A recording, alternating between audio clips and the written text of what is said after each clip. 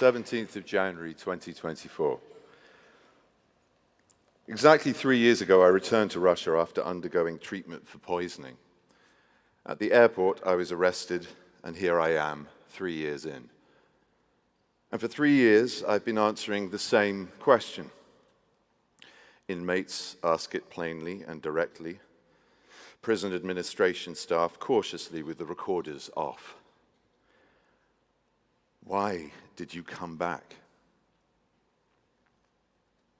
In answering this question, I even feel a slight annoyance of two kinds. The first, at myself, for not being able to find such words that everyone would understand and stop asking. The second, at Russian politics over the last decades, which has so inculcated society with cynicism and conspiracy theory that people fundamentally do not believe in simple motives. Like, if you came back, you must have made a deal with someone. It just didn't work out or hasn't worked out yet. There must be some cunning plan involving the towers of the Kremlin. In any case, there's some secret underpinning. After all, everything in politics is not at all as it seems.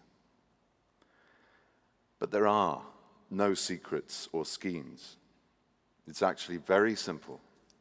I have my country and my convictions.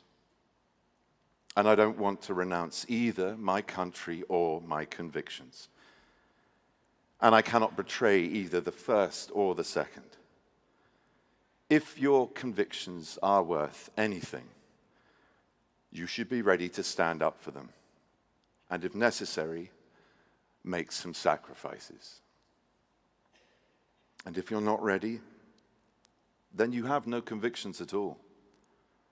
You just think you do.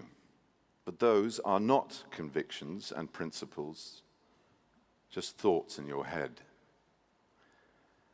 Of course, this does not mean that everyone who is not currently in jail has no convictions. Everyone pays their own price, and for many it's oh so high without jail. I participated in elections and aspired to leadership positions. A different standard applies to me. I traveled across the country and declared from the stage everywhere, I promise I will not let you down, I will not deceive you, and I will not abandon you. By returning, I fulfilled my promise to my voters. After all, there must eventually be those in Russia who do not lie to them. It so happens that in Russia now, for my right to have and not hide my convictions, I must pay by sitting in solitary confinement.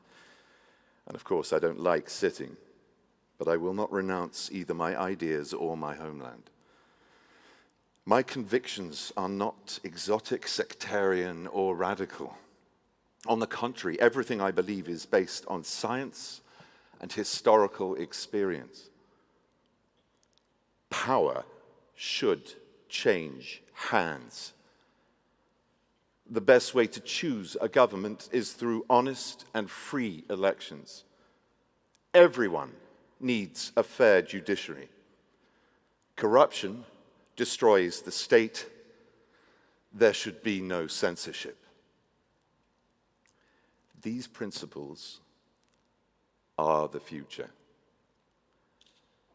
And now sectarians and marginals are in power. Generally, they have no ideas. Their only goal is to cling to their seats. Perfected hypocrisy allows them to adapt and adopt any disguise.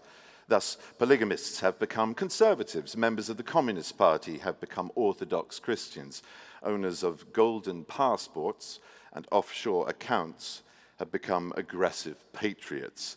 Lies, lies, and nothing but lies. It will collapse and fall apart. Putin's state is unviable. One day we'll look at its place and it will be gone. Victory is inevitable. But for now, we must not give up and hold on to our convictions.